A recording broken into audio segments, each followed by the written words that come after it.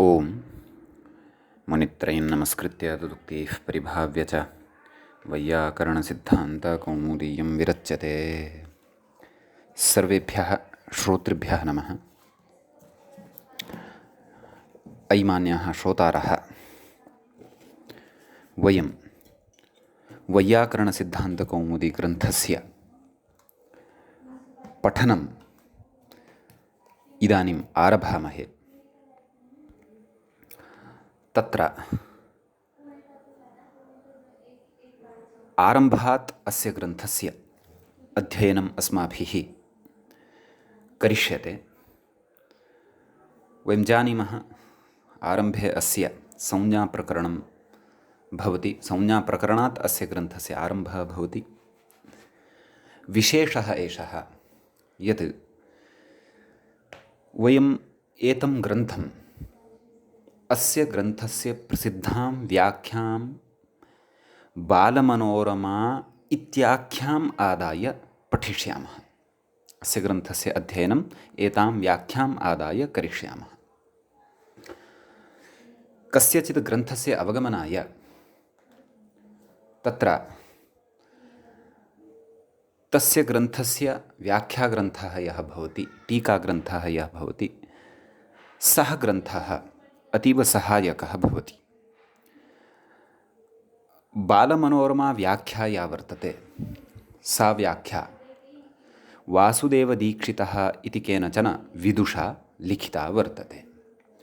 यथा व्याख्यायाः नाम एव वर्तते बालमनोरमा, नाम बालानां मनोरमा एषा वर्तते। नाम बालानां मनांसि यानि सन्ति तानि रमयति एषा व्याख्या।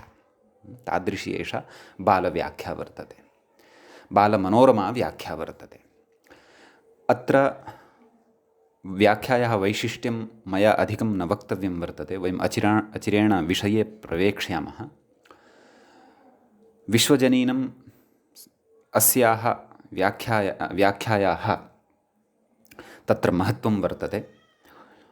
ग्रन्थकारस्य अभिप्रायं सरलीकृत्य बालानाम् अपि बोधाय यथा स्यात् तथा वासुदेवदीक्षितवर्येण व्याख्यायां प्रवृत्तं वर्तते। तत्र च बालमनोरमा इति व्याख्या आधिक्येन लघुशब्देन्दुशेखरः इति नागेशभट्टेन विरचितः यः ग्रन्थः अस्ति, तं ग्रन्थम् आश्रित्य लिखिता वर्तते। यद्यपि प्रतिपादनं, विषयस्य प्रतिपादनमत्र सरलरीत्या एव अस्ति, परन्तु तत्र शेखरस्थाः विचाराः तत्र तत्र व्याख्यात्रा उच्यन्ते। परन्तु एवं चिन्तनं मास्तु यत् शेखरम् आदाय व्याख्यानं करोति। न, शेखरः प्रौढग्रन्थः भवति। कौमुदीं समग्राम् अधीत्य शेखरे अवगमनं भवति इति विद्वांसः जानन्ति एव, नव्यपरम्परा एषा। अतः परन्तु तत्र तत्र अध्येतुः अथवा श्रोतुः या बुद्धिः वर्तते, तां बुद्धिम् उदग्रन्थस्य अध्ययनाय अपि समर्थां करोति व्याख्याता। नाम उद्ग्रन्थविचारेषु प्रवेशाय व्याख्यातुः तत्र प्रवृत्तिः या अस्ति, तां प्रवृत्तिं जनयति व्याख्याता। तद्भवन्तः अग्रे क्रमेण पठन्तः गमिष्यन्ति। अतः इदम् अहं ग्रन्थारम्भे आदौ एव वदन्नस्मि। वयं बालमनोरमा व्याख्यायाः यः सरलः पक्षः वर्तते, तस्य पक्षस्य तु अतीव सूक्ष्मतया विचारणम् अत्र करिष्यामः। यश्च व्याख्यात्रा उद्ग्रन्थस्थः विषयः उक्तः वर्तते, तं विषयं वयं सामान्येन अत्र कथयामः। यदि केनचन पौर्वापर्यवशात् सः विषयः अवगन्तुं शक्यते, तर्हि तस्य अवगन्तुः अपेक्षानुसारमपि वयम् अत्र उद्ग्रन्थस्थस्य विषयस्य समन्वयनं करिष्यामः। परन्तु सामान्येन अस्माकं प्रयासः एषः एव भविष्यति अग्रे, यत् यः नव्यक्रमे प्रविष्टः लघुसिद्धान्तकौमुदीं पठित्वा आगतः वर्तते, सः एतां व्याख्याम् आश्रित्य तत्र मूलस्य अभिप्रायं पूर्णतया कर्तुम् अधिगन्तुं प्राप्तुं वा शक्नुयात् यथा तथा। उद्ग्रन्थस्थाः अतीव क्लिष्टाः विषयाः यैः सम्बद्धाः विषयाः अस्माभिः अग्रे पठिष्यन्ते, ते विषयाः तु अस्माभिः प्रकृते विचारयिष्यन्ते, परन्तु तेषां विचाराणाम् आरम्भात् पूर्वमेव तत्र वयं वदिष्यामः, एषः उद्ग्रन्थस्थः विषयः अस्ति, एकवारं शृण्वन्तु, कः विचारः अस्ति इति शृण्वन्तु, तस्य स्पष्टीकरणं कस्मिन् स्थाने भविष्यति, कदा भविष्यति, किं ज्ञात्वा भविष्यति इत्यपि वयं तत्र निर्देशनं करिष्यामः। अतः एतदनुसारं वयं ग्रन्थस्य अग्रे प्रवृत्तिं करिष्यामः। परन्तु सर्वत्र शेखरस्थाः उद्ग्रन्थस्थाः विषयाः अत्र सर्वात्मना चर्चिताः सन्ति इति न, ग्रन्थस्य 90% भागः यः वर्तते, ग्रन्थस्य नाम बालमनोरमा व्याख्याग्रन्थस्य, या च व्याख्या सिद्धान्तकौमुद्याः व्याख्या वर्तते, सः भागः 90% भागः सः बालान् उद्दिश्य एव रचितः वर्तते। अतः वयं निश्चयेन एतां व्याख्यां पठित्वा कौमुद्याः अभिप्रायम् अधिगन्तुं शक्नुमः, तत्र नास्ति संशयः। अस्तु, मङ्गलाचरणं मया ग्रन्थस्य नाम अस्य प्रथमस्य पाठस्य आरम्भे एव कृतः, मुनित्रयं नमस्कृत्य तदुक्तिः परिभाव्य च वैयाकरणसिद्धान्तकौमुदीयं विरच्यते इति। वयं साक्षात् इदानीं व्याख्यानं प्रविशामः। व्याख्याता क्रमशः अग्रे मङ्गलाचरणस्य व्याख्यानं करिष्यति अस्माकं कृते, सः एव बोधयिष्यति यत् मङ्गलाचरणस्य कः अर्थः वर्तते, कथं तस्य पदविभागः वर्तते, पदच्छेदः वर्तते, मङ्गलाचरणस्य कः अर्थः अस्माभिः ज्ञातव्यः वर्तते, व्याख्याता एव बोधयिष्यति। वयं व्याख्यानुसारं सिद्धान्तकौमुदीं पठन्तः स्मः इति मा विस्मरन्तु। अपि च इतोपि रहस्यं वदामि, तन्नाम व्याख्याम् अनुसृत्य यदि भवन्तः मूलग्रन्थस्य अध्ययनाय प्रयत्नं करिष्यन्ति, तर्हि निश्चयेन तत्र भवतां प्रतिपादने, शास्त्रस्य अवगमने, शास्त्रस्य अपेक्षिते स्थले विनियोगे च नूनमेव प्रौढत्वम् अपि च स्पष्टता लप्स्यते। प्रयासः तु कर्तव्यः। शास्त्राध्ययनम् एकं तपः, तपसि येषां प्रवृत्तिः ते एव शास्त्राध्ययनं कर्तुं शक्नुवन्ति इति भवन्तः श्रोतारः सुधियः निश्चयेन जानन्ति एव। अतः अचिरेण विलम्बम् अकृत्वैव वयं व्याख्यातारम् अनुसरन्तः अग्रे प्रविशामः। किमुक्तं? बालमनोरमा टीका इति सर्वादौ उक्तं वर्तते, नाम तस्य उपरि शीर्षकं दत्तं वर्तते। बालमनोरमाकारः स्वकीयायाः व्याख्यायाः अपि मङ्गलाचरणं श्लोकत्रयेण करोति। तच्छलोकत्रयम् अस्माभिः अत्र सामान्येन पठ्यते, अपि च तस्य सामान्येन अर्थः अवलोक्यते।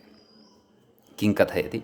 प्रथमः श्लोकः अस्ति, स जयति दिव्यनटेशो नृत्यति योऽसौ चिदम्बरसभायाम् पाणिन्याद्या मुनयो यस्य च दयया मनोरथा न भजन् अस्तु नमः पाणिनये भूयो मुनये तथास्तु वररुचये किञ्चास्तु पतञ्जलये भ्रात्रे विश्वेश्वराय गुरवे च व्याख्याता बहुभिः प्रौढैरेषा सिद्धान्तकौमुदी वासुदेवस्तु तद्व्याख्यां वष्टि बालमनोरमा इति त्रयः श्लोकाः मङ्गलत्वेन ये पठिताः, नाम व्याख्यायाः मङ्गलत्वेन ये पठिताः व्याख्याकर्त्रा, इदानीं तेषां श्लोकानां वयं सामान्यम् अर्थं दृष्ट्वा अग्रे गच्छामः। सः जयति श्लोके पश्यन्तु तत्र सः इत्यत्र तत् शब्दः भवति तद् इति तदिति शब्दस्य प्रथमाविभक्तेः एकवचनान्तं रूपं भवति पुल्लिङ्गे सः जयति दिव्यनटेशः दिव्यनटेशः यः अस्ति सः जयति इत्यर्थः दिव्यश्चासौ नटेशश्च दिव्यनटेशः जयति जयति इति क्रियापदं भवति जये इति तत्र धातुः भवति जयति नाम तस्य सर्वत्र जयः अस्ति सः सर्वत्र जयं प्राप्नोति कुतः सः महान् अस्ति कः दिव्यनटेशः दिव्यश्चासौ नटेशः नटेशः नाम नटराजः तेन अत्र शिवः विवक्षितः शिवः प्रसिद्धः महान् योगी योगेश्वरः कैलाशे यस्य आवासः इत्युच्यते अपि च शैवव्याकरणस्य प्रवर्तकः यस्मात् शैवव्याकरणस्य परम्परा आरब्धा यतः अन्येपि ऋषयः मुनयः व्याकरणज्ञानं प्राप्तवन्तः तादृशः सः महान् शिवः योगीजनः आसीत् अतः सः दिव्यनटेशः नृत्यति नृत्यति यः असौ नाम यः असौ असौ कः असौ नाम एषः नृत्यति नाम नृत्यं करोति यः असौ नाम यः एषः कः दिव्यनटेशः नाम शिवः नृत्यति क्व नृत्यति इति चेत् अग्रे कथयति चिदम्बरसभायां नृत्यति तत्र चिदम्बराणां सभा चिदम्बरसभा तस्यां चिदम्बरसभायाम् इत्यत्र अहं द्वित्रैः प्रकारैः अर्थकथनं करिष्यामि भवन्तः तत्र समन्वयनं कर्तुं प्रयासं कुर्वन्तु अथवा यः अर्थः भवतां रुचिरः भाति अथवा उत्तमः भाति समीचीनश्च भाति तमर्थं भवन्तः अत्र स्वीकर्तुं शक्नुवन्ति किं कथयति नृत्यति सोऽसौ चिदम्बरसभायां चिदम्बराणां सभा चिदम्बरसभा तत्र चिदम्बर इत्यस्य कः अर्थः चिद् भवति ज्ञानरूपं चैतन्यं तदेव आवरणं तदेव अम्बरम् अम्बरं नाम वस्त्रम् अथवा वस्त्राख्यम् आवरणम् अथवा सामान्यम् आवरणम् इत्यपि अर्थः स्वीकर्तुं शक्यते वस्त्रम् इत्यपि अर्थः स्वीकर्तुं शक्यते ज्ञानम् एव वस्त्रम् अथवा आवरणं ये वर्तते येषां ते चिदम्बराः तेषां सभा नाम ज्ञानवतां सभायां सः नृत्यति कः दिव्यनटेशः अपि च अन्यः अर्थः सः नटेशः यः वर्तते सः चिद् अपि अस्ति चिद् नाम ज्ञानस्वरूपः चैतन्यरूपश्च अपि सः नटेशः वर्तते सः अम्बरसभायां नृत्यति अम्बरसभा नाम अम्बरशब्देन सामान्यतया आकाशार्थः स्वीक्रियते परन्तु आकाशस्य सर्वव्यापकत्वं भवति सर्वत्र आकाशः व्यापकः भवति अतः तादृश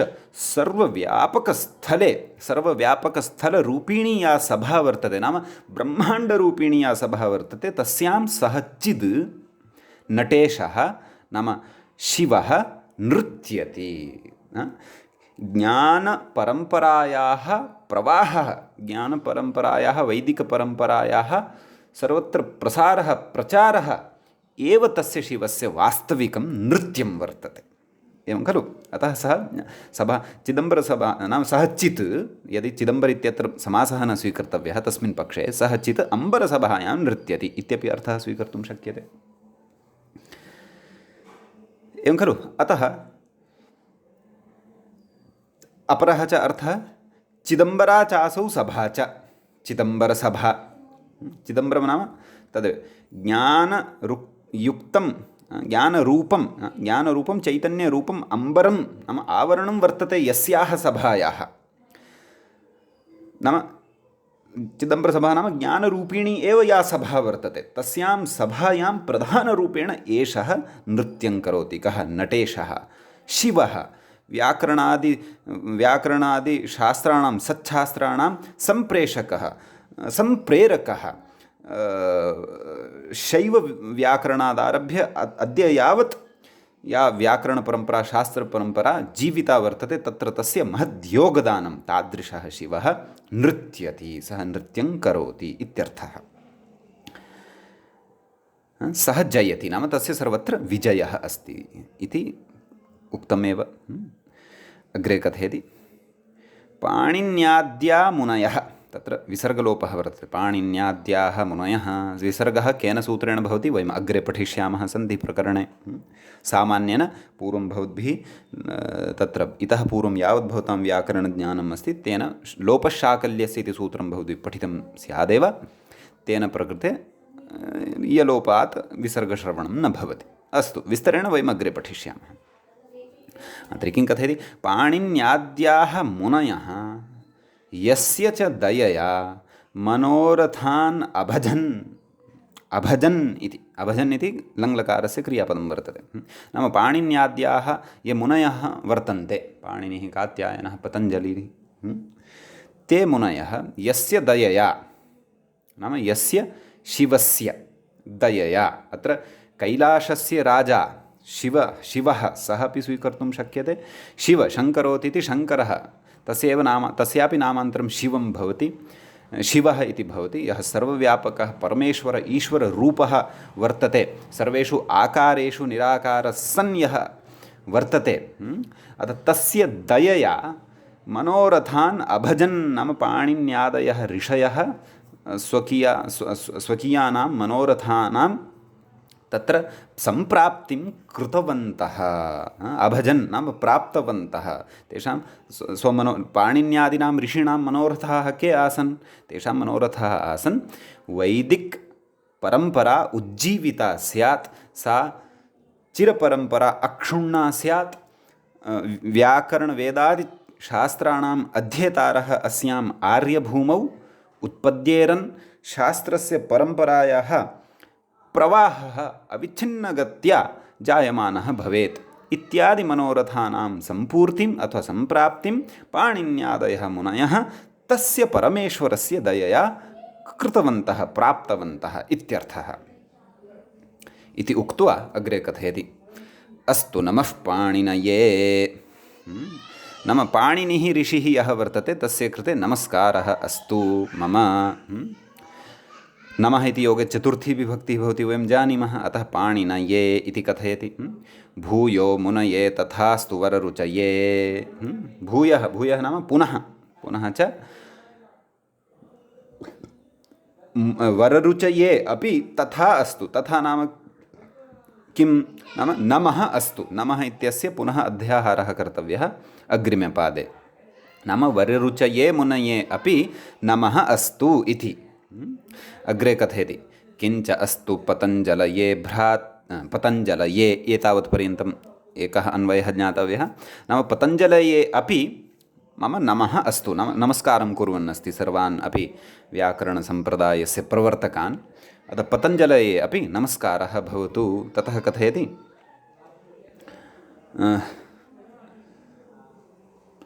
भ्रात्रे विश्वेश्वराय गुरुवे च। नाम तस्य भ्राता कश्चन विश्वेश्वरः इति कश्चन इति तस्य नाम वर्तते। अपि च तस्य यः गुरुः वर्तते तस्मै गुरवे अपि मम नमस्कारः भवतु इति। अत्र ऐतिह्यं द्रष्टव्यं। वासुदेवदीक्षितवर्यस्य गुरुपरम्परा अपि अस्माभिः ज्ञातव्या, अथवा तस्य जीवनपरिधिः अपि द्रष्टव्यः। कदाचित् अत्र श्लोकं दृष्ट्वा भासते, सः विश्वेश्वरः यं सः अत्र भ्रातरं कथयन् अस्ति सः एव तस्य गुरुः अपि स्यात्। अतः तस्य भ्रातुः अपि स्मरणं कृतवान्, तस्मादेव सः व्याकरणमपि पठितवान् स्यात् इति कृत्वा तस्य कृते अयं गुरुः अस्ति मम इत्यपि वदन् अस्ति सः। अथवा विश्वेश्वरः कश्चन तस्य भिन्नः गुरुः अपि भवितुम् अर्हति, अथवा गुरुः अन्यः अपि कश्चन भवितुम् अर्हति इत्यपि स्यात्। तदर्थम् अस्माभिः वासुदेवदीक्षितवर्यम् आदाय तस्य ऐतिह्यं ज्ञातव्यम्। अस्तु, श्रूयते अयं विद्वान् दक्षिणभारतीयः आसीत्, अतः दक्षिणेषु अस्य ऐतिह्यम् अस्माभिः इतोपि विस्तरेण ज्ञातुं शक्यते। अथवा व्याकरणसम्बद्धाः इतिहासग्रन्थाः अस्माभिः इतोपि सूक्ष्मपरिज्ञानाय द्रष्टुं शक्यन्ते। पण्डितयुधिष्ठिरमीमांसकमहोदयः एकः कश्चन महान् शास्त्रज्ञः, सः व्याकरणशास्त्रस्य इतिहासः, व्याकरणशास्त्र का इतिहास इति शीर्षकोपेतम् एकं महान्तं ग्रन्थं 3 भागेषु लिखितवान्।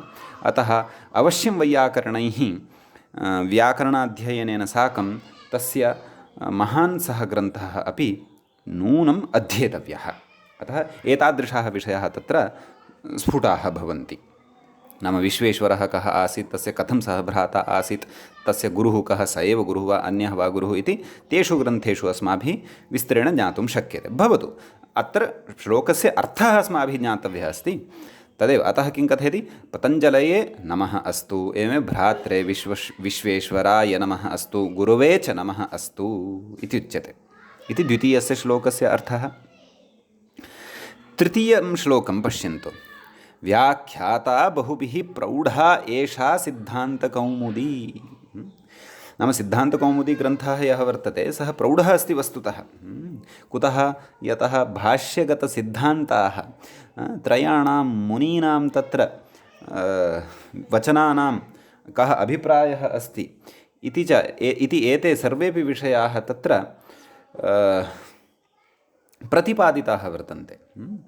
अतः एषा सिद्धान्तकौमुदी बहुभिः प्रौढैः विद्वद्भिः अपि व्याख्याता वर्तते। एषा नाम एषा सिद्धान्तकौमुदी, सिद्धान्तकौमुदी नाम वैयाकरणसिद्धान्तकौमुदी इत्यर्थः।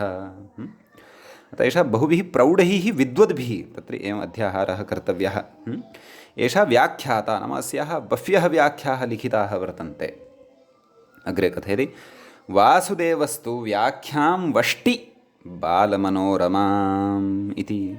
परन्तु वासुदेवदीक्षितः यः वर्तते सः विद्वान्, नाम आत्मनः अत्र उद्धरणमपि दत्तवान्, आत्मनः नामपि उक्तवान्, नाम अहं व्याख्याता अस्मि। अपि च कथयति किं, वासुदेवस्तु तद्व्याख्यां वष्टिबालमनोरमाम् इति। नाम वष्टि इत्यत्र धातुः भवति वशकान्तौ। तत्र वयम् अग्रे पठिष्यामः। तत्र कान्तिः इति एतस्य अर्थः इच्छा भवति।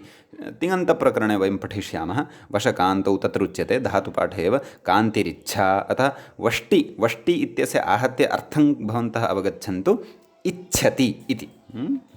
वासुदेवस्तु तद्व्याख्यां वष्टि नाम इच्छति बालमनोरमां कर्तुम् इति अध्याहारः कर्तुं शक्यते। नाम वासुदेवस्तु तद्व्याख्यां बालमनोरमाम् इत्याख्यां व्याख्यां कर्तुम् इच्छति इत्यर्थः।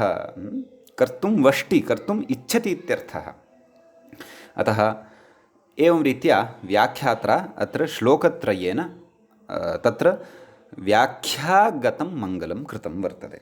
अस्तु, स्वग्रन्थस्य मङ्गलं कृत्वा इदानीं व्याख्याता ग्रन्थमङ्गलं प्रति गच्छन् अस्ति। अस्माकं कृते मुनित्रयं नमस्कृत्य तदुक्तिः परिभाव्य च वैयाकरणसिद्धान्तकौमुदीयं विरच्यते इति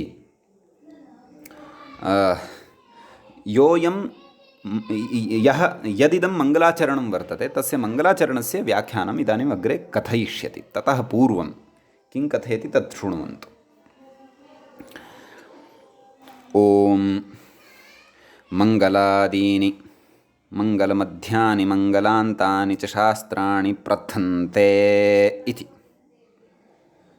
एवं खलु? तत्र कथम् आरम्भं कृतवान् पश्यन्तु। ॐ इत्यनेन ॐ अभ्यादाने। अभ्यादानं नाम आरम्भविशेषस्य नाम भवति। तत् सूत्रं वयम् अग्रे वैदिकस्वरप्रकरणादिषु तस्य चर्चा भविष्यति। तत्रैव स्फुटीभविष्यति तत् सूत्रम्। अतः ॐ इति आरम्भार्थे नाम मङ्गलार्थे अपि प्रयुज्यते। अतः आदौ ॐ इत्युक्तवान्। अस्तु, भवतु। नाम अग्रे किं कथयति, मङ्गलादीनि मङ्गलमध्यानि मङ्गलान्तानि च शास्त्राणि प्रथन्ते वीरपुरुषाणि वीरपुरुषाणि भवन्त्यायुष्मत्पुरुषाणि च अध्येतारश्च वृद्धियुक्ता यथा स्युः इति वृद्धिसूत्रस्थभाष्यादिस्मृतिसिद्धकर्तव्यताकं ग्रन्थादौ कृतं मङ्गलं शिष्यशिक्षायै ग्रन्थतः निबध्नन् प्राचीनग्रन्थैः अगतार्थतां विषयप्रयोजनसम्बन्धाधिकारिणश्च सूचयन् चिकीर्षितं प्रतिजानीते। एतावतः भागस्य अहं समन्वयनं करोमि। पश्यन्तु, ओम मङ्गलादीनि मङ्गलमध्यानि इत्यतः आरब्धवान् खलु। ततः आरभ्य प्रथमं वाक्यम् अस्ति, तदनन्तरं द्वितीयं वाक्यं किम् अस्ति, वीरपुरुषाणि भवन्त्यायुष्मत्पुरुषाणि इत्यतः आरभ्य वृद्धियुक्ता यथा स्युः इति एतावद् यद् वाक्यद्वयं यद् वर्तते तद्वाक्यं महाभाष्यकारस्य तद्वाक्यद्वयं भवति। वयं जानीमः तत्र व्याकरणवाङ्मये त्रयः मुनयः प्रसिद्धाः वर्तन्ते। त्रयाणामपि मुनीनां विषये अग्रे चर्चा भविष्यति। मुनित्रयम् इति पदस्य व्याख्यानसमये वयं त्रयाणां मुनीनां विषये चर्चां करिष्यामः। अतः प्रथमः मुनिः अस्माकं पाणिनिमहोदयः अथवा महर्षिः पाणिनिः, द्वितीयः कात्यायनः, तृतीयः तत्र पतञ्जलिः, येषां द्वितीये श्लोके स्मरणं कृतमस्ति। उपरि पश्यन्तु, अस्तु नमः पाणिनये भूयो मुनये तथास्तु वररुचये। वररुचिः द्वितीयः, अथवा वररुचिः इत्यस्य एव अपरं नाम कात्यायनः इति। किञ्चास्तु पतञ्जलये, पतञ्जलिः तृतीयः मुनिः। पाणिनिः ऋषिः अष्टाध्यायीन् पञ्चग्रन्थान् रचितवान्। आदौ वस्तुतः शिक्षा रचिता, तेषाम् अपि पञ्चानां ग्रन्थानां वयं परिचयं प्राप्स्यामः। सामान्येन एतेषां त्रयाणां मुनीनां विषये अपि वयं श्रोष्यामः।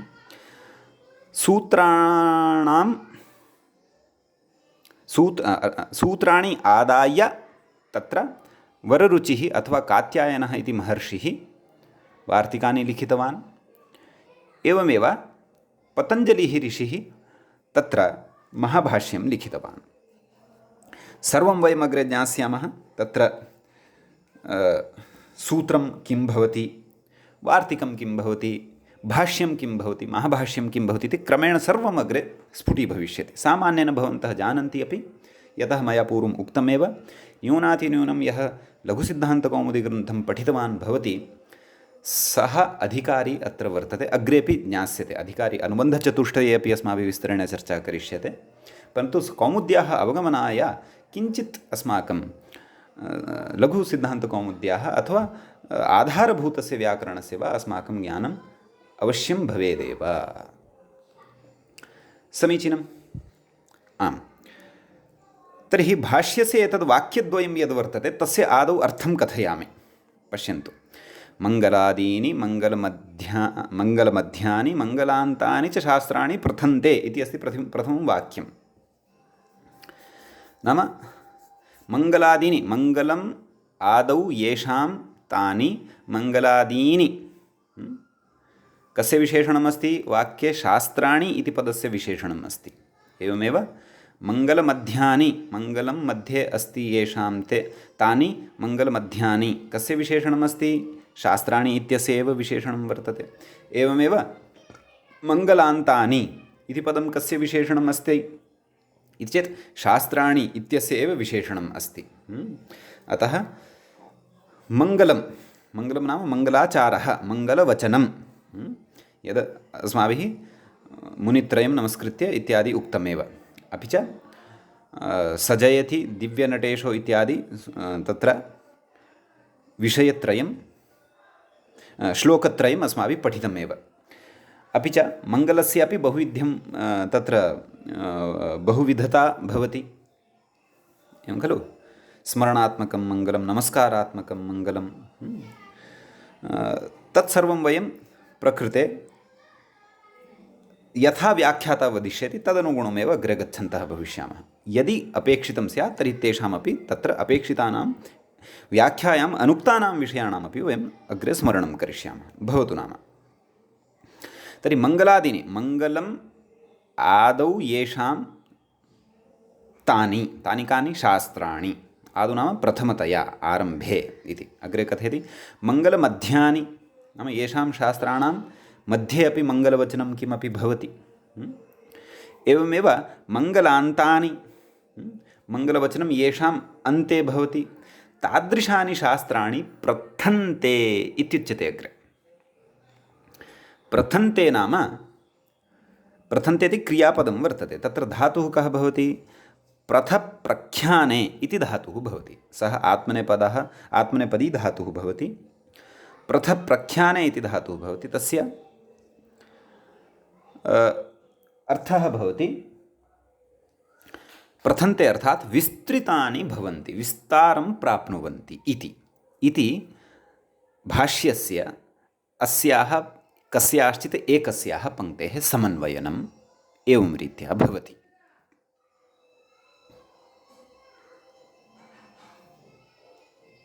अस्तु, इदानीं वयम् अग्रिमां पङ्क्तिं पठामः।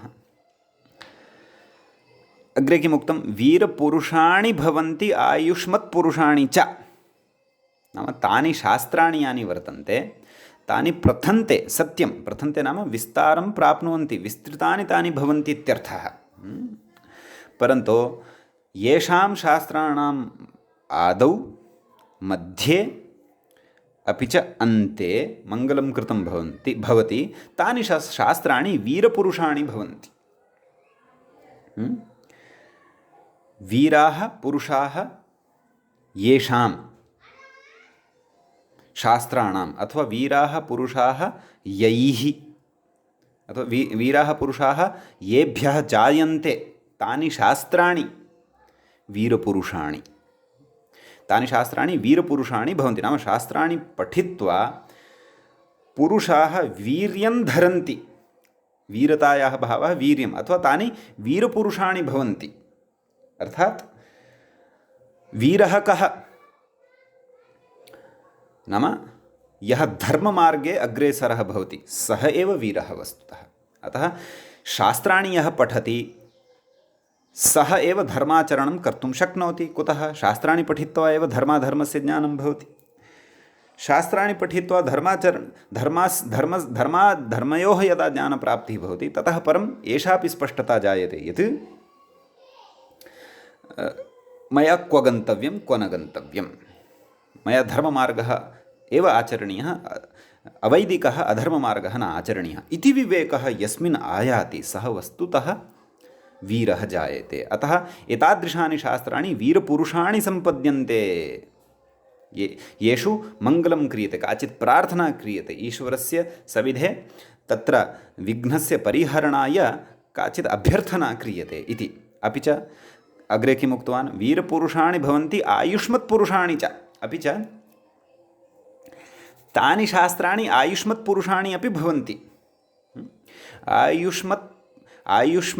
आयुष्मन्तः पुरुषाः जायन्ते येभ्यः शास्त्रेभ्यः अथवा येषां शास्त्राणाम् अनुसरणं कृत्वा। खलु शास्त्रोक्तमार्गे यदि केनापि स्वकीयं जीवनं याप्यते, स्वजीवनयापनं यदि क्रियते तर्हि जीवने न कदापि सुतरां तस्य कश्चन अपायः भवति, अपि तु सः ब्रह्मचर्यादिवैदिकनियमेषु स्थित्वा स्वकीयस्य आयुष्यस्यापि वर्धनं करोति। शास्त्राणां पठनेन, शास्त्रे बुद्धिकरणेन अस्माकं यानि इन्द्रियाणि भवन्ति तानि इन्द्रियाणि विषयोन्मुखतां न प्राप्नुवन्ति, परन्तु विषयेभ्यः अपसृत्य अन्तर्मुखतां समवाप्य अस्माकं शुद्धेन चित्तेन सह एकीकारं समवाप्य तत्र अस्माकम् आयुष्यादिगुणानां वर्धनम् अन्तः करोति।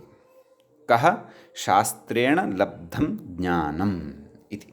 अतः तादृशानि इमानि शास्त्राणि येषां शास्त्रेण यानि शास्त्राणि आयुष्मत्पुरुषाणि वर्तन्ते नाम आयुष्मन्तः पुरुषाः येभ्यः शास्त्रेभ्यः उत्पद्यन्ते जायन्ते अथवा भवन्ति तानि इमानि शास्त्राणि आयुष्मत्पुरुषाणि अपि भवन्ति इति।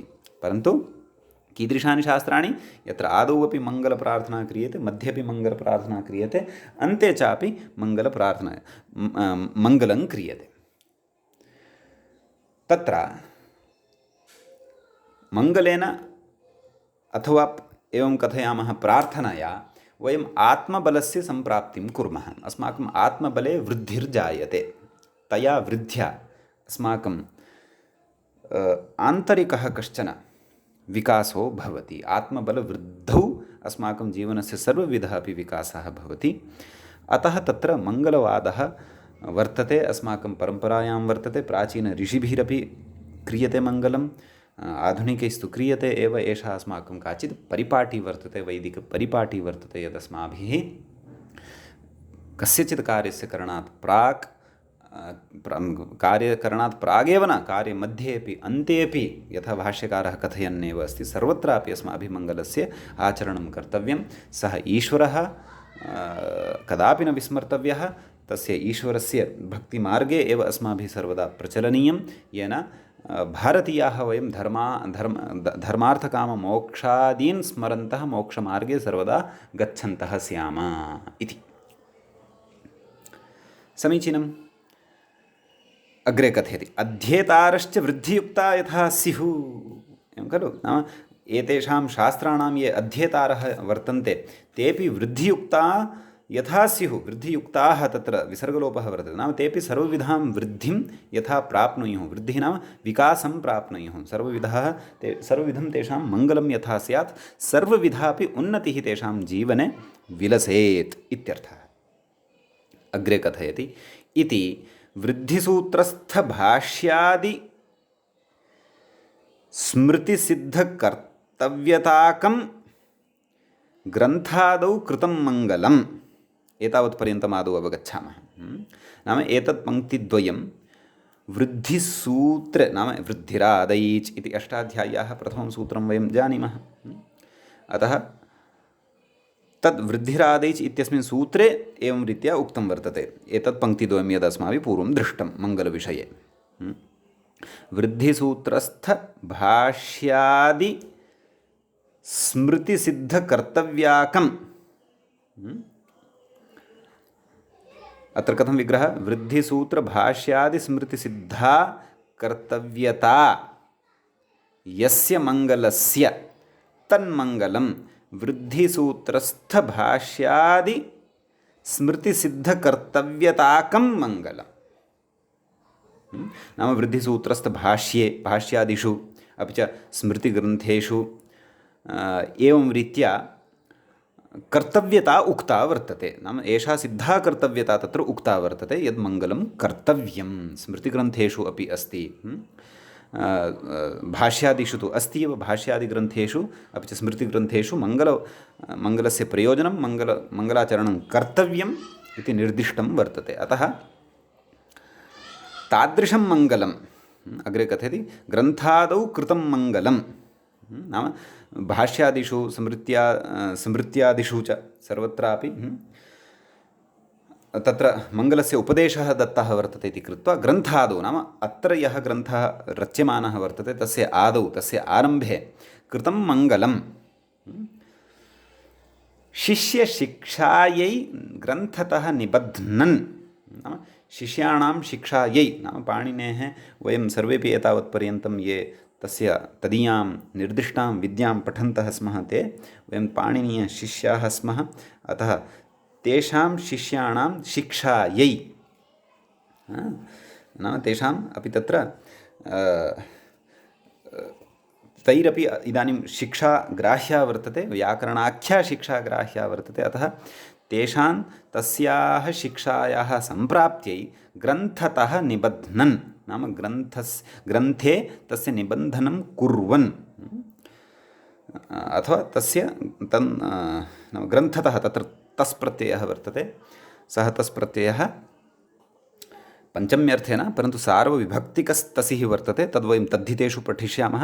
नाम ग्रन्थतः नाम ग्रन्थे इत्यर्थः तस्य वर्तते। ग्रन्थतः इति ग्रन्थात् इत्यपि एकः अर्थः भवति, परन्तु प्रकृते ग्रन्थे ग्रन्थस्य आरम्भे इति अर्थं स्वीकुर्वन्तु। कथं सः अर्थः आयाति इति तु अग्रे अस्माभिः स्फुटीकरिष्यते। एवं खलु ग्रन्थतः निबध्नन् प्राचीनग्रन्थैः अगतार्थतां नाम तत्र प्राचीनाः सन्ति ये ग्रन्थाः, तत्र प्रक्रियाकौमुद्यादयः ये ग्रन्थाः वर्तन्ते, तैः ग्रन्थैः गतार्थता न गता वर्तते, नाम गतार्थता न जाता वर्तते, नाम अर्थः स्फुटः न तावत् जातः वर्तते। कस्य व्याकरणस्य केषां व्याकरणस्य सिद्धान्तानाम्। अतः प्राचीनग्रन्थैः नाम इतः पूर्वं प्रक्रियाकौमुद्यादयः ये ग्रन्थाः वर्तन्ते तैः अगतार्थतां नाम गतार्थता न जाता वर्तते, नाम व्याकरणसिद्धान्तानां तथा स्पष्टता न जाता वर्तते। अतः ताम् अगतार्थतां पुनश्च कथयति विषयप्रयोजनसम्बन्धाधिकारिणश्च। एते चत्वारः अनुबन्धाः भवन्ति तत्तद् ग्रन्थस्य, विषयः प्रयोजनं सम्बन्धः अधिकारी च।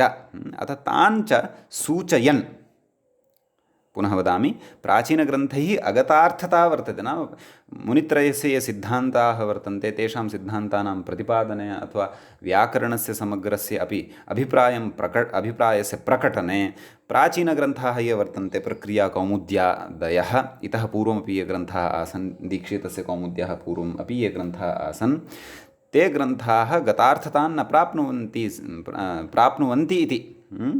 अतः गतार्थता नाम सम्यक्तया तेषां व्याकरणानां सिद्धान्तानाम् अर्थः यः वर्तते सः ज्ञातव्यः यदि, तर्हि एषः ग्रन्थः पठनीयः इति तस्य कश्चन अभिप्रायः मङ्गलेन सोऽपि अभिप्रायः तेन ध्वनयिष्यते, तद्वयम् अग्रे पठिष्यामः। अतः तादृशीम् अगतार्थतां किञ्च विषयप्रयोजनसम्बन्धाधिकारिणश्च, नाम एते चत्वारः ये सन्ति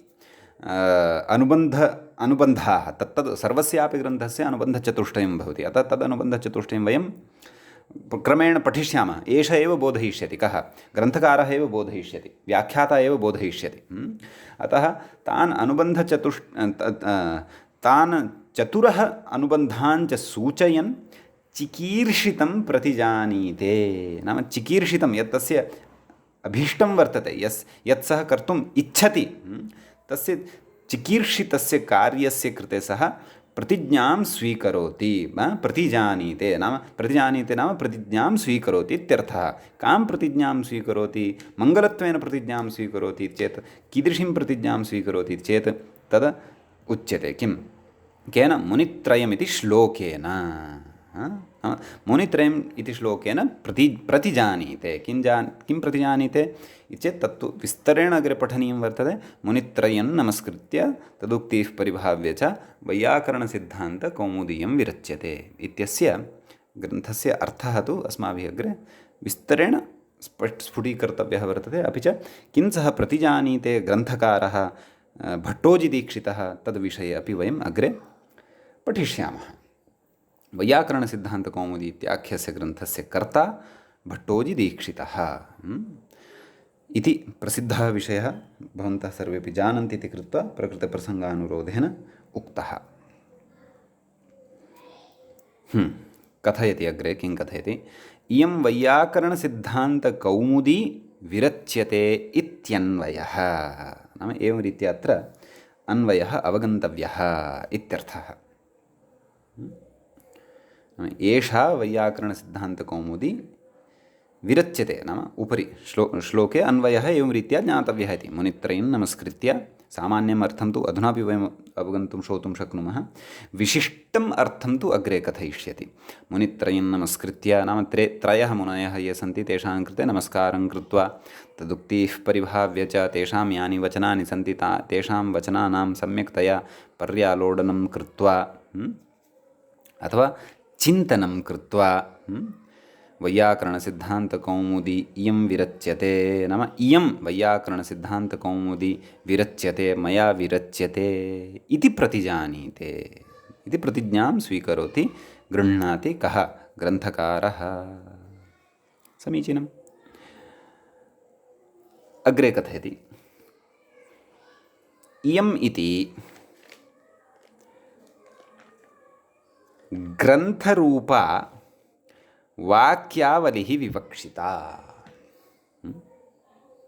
इयं विरच्यते इयम् इति इत्यनेन किं ज्ञातव्यं नाम ग्रन्थरूपा वाक्यावलिः। तत्र अथ संज्ञाप्रकरणम् अय्युणृलृक् इति अथवा मुनित्रयं नमस्कृत्य इत्यतः आरभ्य अन्ते वैदिकप्रकरणम् अस्ति। तावत् पर्यन्तं यानि वाक्यानि पठितानि वर्तन्ते अथवा या वाक्यानाम् आवलिः नाम या एषा दीर्घा पङ्क्तिः वाक्यानाम् अस्ति सा दीर्घा आवलिः अर्थात् पङ्क्तिः अत्र विवक्षिता। केन विवक्षिता? इयम् इति शब्देन विवक्षिता इत्यर्थः। समीचीनम्। अग्रे कथयति भाविन्याः अपि तस्याः बुद्ध्या विषयीकरणात् इयम् इति प्रत्यक्षवन्निर्देशः। एवं खलु? अत्र संशयः उत्पद्यते नाम इयम् इति प्रयोगः कथं कृतः?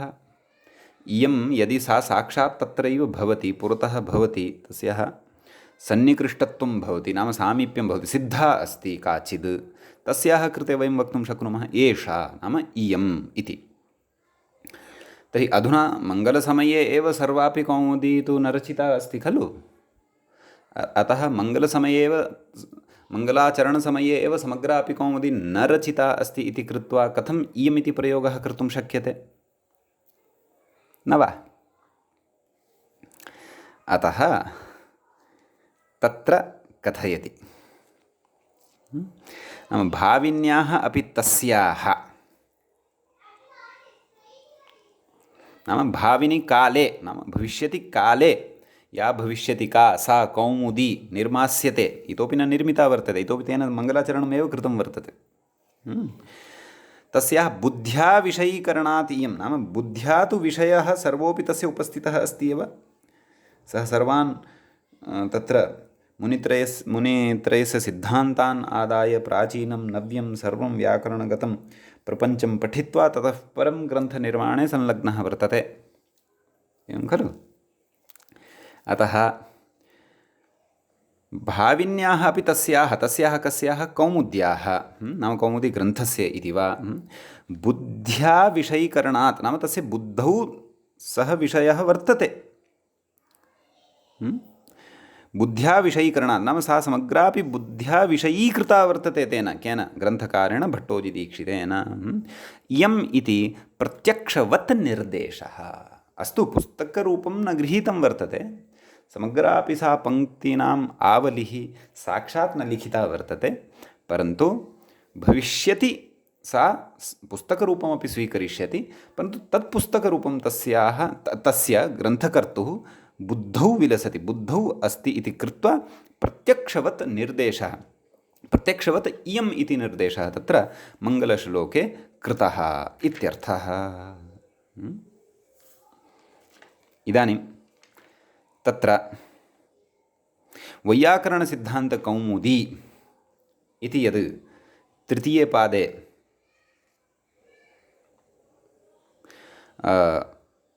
तत्र उच्यते वैयाकरणसिद्धान्तकौमुदी इति नाम ग्रन्थस्य नाम एव वैयाकरणसिद्धान्तकौमुदी इति भवति।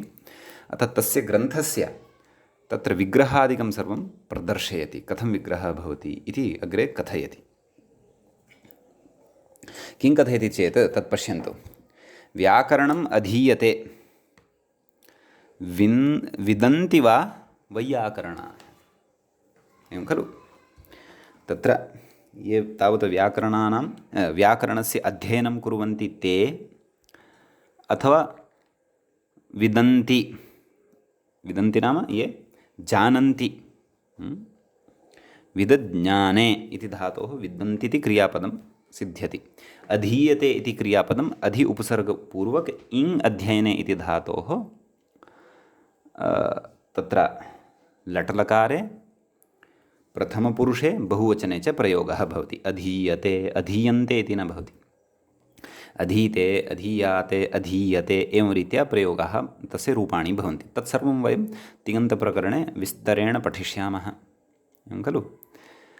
अतः व्याकरणम् अधीयते विदन्ति वा इति वैयाकरणः। तत्र व्याकरण इत्यस्मात् शब्दात् एकं सूत्रं वयं तद्धितेषु पठिष्यामः। तदधीते तद्वेद, तेन अणप्रत्ययः भवति। व य अनयोः मध्ये ऐ आगच्छति, तदर्थमपि सूत्रं वर्तते।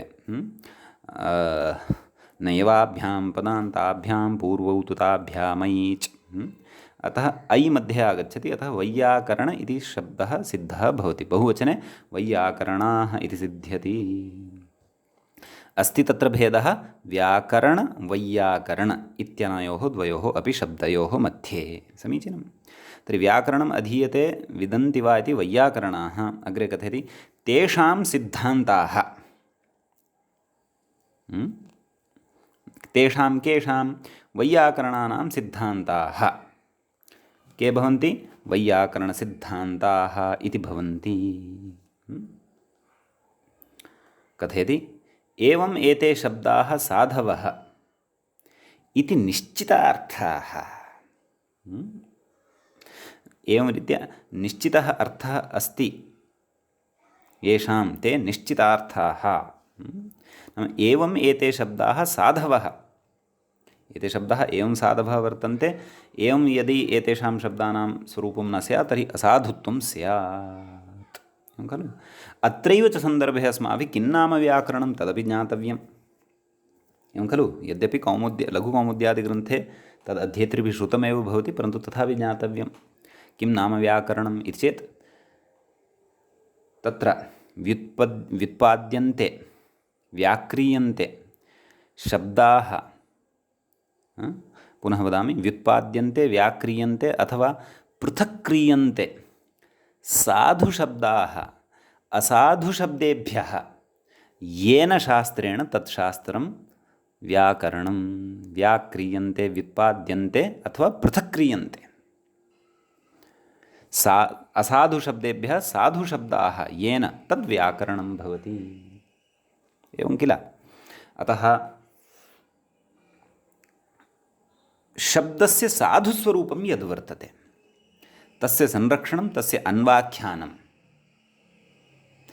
व्याकरणेन शब्दाः न निर्मीयन्ते, परन्तु ये शब्दाः पूर्वम् एव वर्तन्ते, वैयाकरणानां मते शब्दः नित्यः। ये शब्दाः पूर्वमेव वर्तन्ते, सृष्टेः तत्र आदिकालादारभ्य वर्तन्ते, तत्र यद्यपि आदिकालः तु एकः व्यवहारः, ईश्वरीया सृष्टिः तु ईश्वरेण सह यथा ईश्वरस्य अनादिनिधनत्वं वर्तते तद्वत् तस्य कार्यरूपस्यापि अनादिनिधनत्वम् एव वर्तते। सामान्येन अस्माभिः परिगणनं क्रियते, ततः सृष्टिः आरभ्यते। परन्तु ततः पूर्वं किम् इति जिज्ञासायाम् इति चेत् ततः पूर्वमपि किमपि आसीदेव, एवं खलु। अतः वेदाख्यः शब्दः नित्यः। अतः तस्य नित्यस्य शब्दस्य, वेदादेव लौकिकी भाषा अपि सम्पन्ना संस्कृतभाषा, तत्रापि शब्दाः एव व्यवहृताः वर्तन्ते। अतः तेषां सर्वविधानामपि शब्दानाम् अन्वाख्यानं नाम प्रकृतिप्रत्ययविभागपूर्वकं संरक्षणं येन शास्त्रेण क्रियते तत् शास्त्रं व्याकरणशास्त्रम् इति भवति। अतः तद् अधीयते अथवा विन्दन्ति अर्थात् जानन्ति ये ते भवन्ति वैयाकरणाः। तेषां सिद्धान्ताः वैयाकरणसिद्धान्ताः। कथयति एवम् एते शब्दाः साधवः, नाम इमे ये शब्दाः सन्ति ते एवं रीत्या साधवः भवन्ति। रामशब्दात् सुप्रत्ययः आगच्छति, प्रथमाविभक्तेः एकवचने रामः इति यत् सिद्धं तस्यैव साधुत्वं वर्तते। राम अथवा राम अथवा रामयि इति किमपि तादृशः शब्दः साधुत्वं न भजते। रामयि नाम प्रथमाविभक्तेः एकवचने, तस्य साधुत्वं न भवति इति एतादृशं परिज्ञानम् अस्माकं कृते कारयति यत्तद् व्याकरणम्। अतः तेषां सिद्धान्ताः वैयाकरणसिद्धान्ताः इत्युच्यन्ते, एवं खलु। निश्चितः अर्थः येषां ते निश्चितार्थाः, नाम एते एवमेव साधवः भवन्ति। एवं न सन्ति चेत् तेषाम् असाधुत्वम् अशुद्धत्वं भवति इत्यर्थः। एवं खलु? तेषां कौमुदी चन्द्रिका एवं रीत्या। तर्हि पश्यन्तु, अत्र आदौ कथं विग्रहः कृतः? वैयाकरणानां सिद्धान्ताः, वैयाकरणसिद्धान्तः, षष्ठीतत्पुरुषसमासः अत्र वर्तते। समीचीनं। षष्ठीतत्पुरुषसमासं च वयं समासप्रकरणे विस्तरेण पठिष्यामः। एवं खलु? अपि च वैयाकरणसिद्धान्तानां कौमुदी, वैयाकरणसिद्धान्तकौमुदी, अत्रापि पुनः षष्ठीसमासः वर्तते। अतः षष्ठीसमासः वर्तते, अथवा एवं वक्तव्यं, षष्ठीतत्पुरुषसमासः वर्तते। नाम अत्र वैयाकरणसिद्धान्तकौमुदी, अत्र वारद्वयं षष्ठीसमासः क्रियते। वैयाकरणानां सिद्धान्तः वैयाकरणसिद्धान्ताः, वैयाकरणसिद्धान्तानां कौमुदी वैयाकरणसिद्धान्तकौमुदी इत्येव खलु उच्यते। अतः तत्र एवं रीत्या वारद्वयं समासविधानेन इदं समग्रमपि पदं निर्मितं भवति। षष्ठीगर्भद्वन्द्वसमासः नाम तस्य समग्रस्य पदस्य अन्तः, नाम गर्भे अपि एकः षष्ठीतत्पुरुषः वर्तते इत्यर्थः। तत्सर्वं विस्तरेण भवन्तः समासप्रकरणे ज्ञास्यन्ति। अग्रे किं कथयति तद्द्रष्टव्यम्। अग्रे कथयति, अत्यन्तसादृश्यात् ताद्रूप्यव्यपदेशः इति। ततः पूर्वं किं कथितवान्? तेषां कौमुदी, कौमुदी अर्थात् चन्द्रिका इति कथितवान्। नाम वैयाकरणसिद्धान्तानां कौमुदी अस्ति एषा, कौमुदी भवति चन्द्रिका इति। तर्हि अग्रे कथयति, अत्यन्तसादृश्यात् ताद्रूप्यव्यपदेशः इति। नाम प्रकृते अत्यन्तसादृश्यं वर्तते। कस्मिन्? या वर्तते एषा कौमुदी, नाम ग्रन्थाख्या कौमुदी,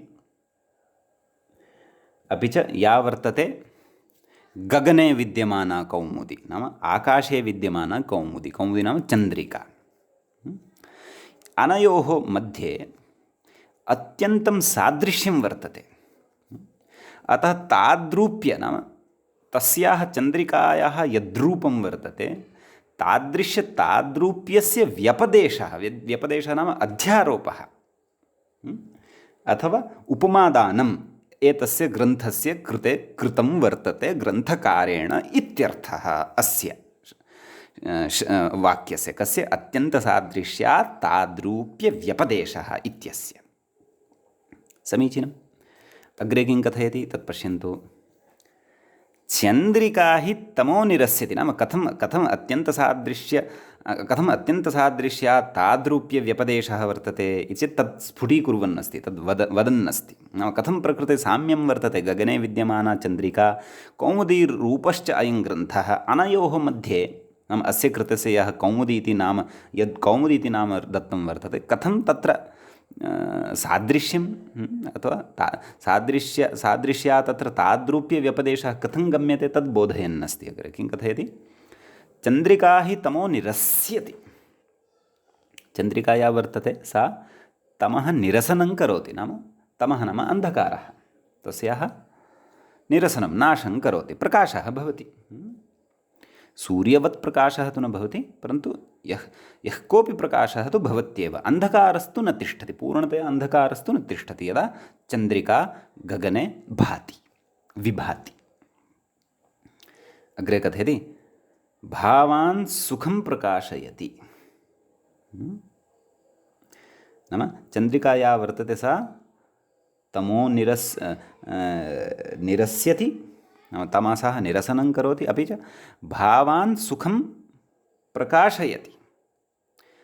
नाम भावाः, सर्वेपि भावाः, पदार्थाः दृश्यमानाः अत्र ये वर्तन्ते, तेषां सुखपूर्वकं प्रकाशनं करोति इति। सुखपूर्वकं अस्माकम् अन्तः विद्यमानाः ये भावाः वर्तन्ते, भावशब्देन अत्र लौकिकाः पदार्थाः अपि गृहीतुं शक्यन्ते, अपि च अस्माकम् अन्तः विद्यमानाः ये भावाः वर्तन्ते तेषां सुखपूर्वकं प्रकाशनं करोति। चन्द्रिकां दृष्ट्वा एव वयं तत्र कञ्चन आत्मसुखम् अथवा नेत्रसुखं प्राप्नुमः। अतः तेषां सुखपूर्वकं प्रकाशनं करोति का चन्द्रिका इति। अग्रे कथयति, दिनकरकिरणसम्पर्कजनितं सन्तापम् अपगमयति इति। दिनकरः नाम सूर्यः, तस्य किरणः अथवा किरणाः, किरणः नाम तस्य रश्मयः इत्यर्थः। तत्सम्पर्कः नाम दिनकरकिरणानां सम्पर्कः, दिनकरकिरणसम्पर्कः तेन जनितं नाम तेन उत्पादितः वर्तते यः सन्तापः, तं सन्तापम् अपगमयति का चन्द्रिका नाम कौमुदी इति। नाम तस्य सन्तापस्य परिहरणं करोति इत्यर्थः। इति तु चन्द्रिकायाः विषये उक्तं। तद्वद् एव प्रकृते एषा कौमुदी नाम ग्रन्थरूपा या कौमुदी वर्तते, सा तद्वत् कथं कार्यं करोति इति वयम् अग्रिमासु पङ्क्तिषु ज्ञास्यामः। अतः एतावत्पर्यन्तं वयम् अद्यतनप्रथमस्य अस्य पाठस्य अत्रैव उपसंहारं कुर्मः। इतः अग्रिमं पाठं वयं अग्रिमान् विचारान् वयम् अग्रिमे पाठे पठिष्यामः। अत्रैव वयं मङ्गलं कुर्मः। मुनित्रयं नमस्कृत्य तदुक्तिः परिभाव्य च वैयाकरणसिद्धान्तकौमुदीयं विरच्यते। सर्वेभ्यः श्रोतृभ्यः नमः।